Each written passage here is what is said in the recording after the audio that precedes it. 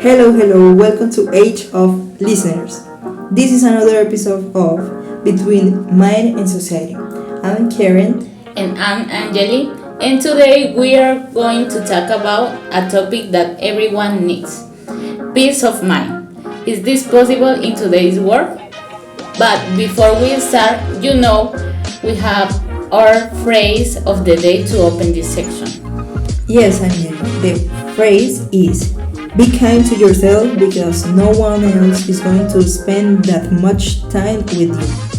What do you think, Angela? I love it because basically, love yourself because no one else is going to love you like you do. Exactly. Sometimes we are super hard on ourselves, and that affects how we feel and how we relate to others. So today we are going to talk about more in depth about that. Social health, mental health, and how they are connected. So let's start with a good question to think about. Karen, seriously, do you think that being more compassionate seriously, do you think that being more compassionate with yourself can change how you relate others? Difficult question, but yes, I'm sure. When I am kind to myself, it's like automatically have more passion with others. Relationships with others are completely different. Everything becomes easier. It's like a magic effect. Totally. In fact, Christian Neff, an American psychologist who is a self-compassionate, talks about just that. She says that when we stop being so hard on ourselves, we become more understanding people in general. It's like a circle of good living. Exactly. And it's also like when you accept yourself, you no longer need others to do it all the time. So relationships flow without so much dependency or stress. Plus, you are no longer dependent on what others think or what to comment about you, Angela. And now, speaking of relationships, what do you think about social health? How do you think it affects our mental health? Look, I used to think it was just having friends, but now I see that social health is like a quality of connections, not just quantity. According of Mental Health American, loneliness is a bad for your health. Has smoking. Oh my god, yes. And being around good people really helps reduce stress and feel better overall. There's a reason it's so important to have a support network. Okay, Angela, have you noticed how your mood changes depending of the people to hang out with?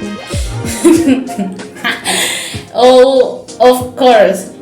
When I'm with harmonious people, I feel great. But if I surround myself with drama, gossip, or negative, I really feel like they drain my energy, and I feel very sad, and I don't like. Yes, I think the same. It's like emotions are contagious. Being with positive people, recharge yourself. I think it's my circle or friends. And being negative people drains you. It's that simple. It's true, and that shows how important it is to surround ourselves with good people who have a value, who are there to support you and not to criticize you.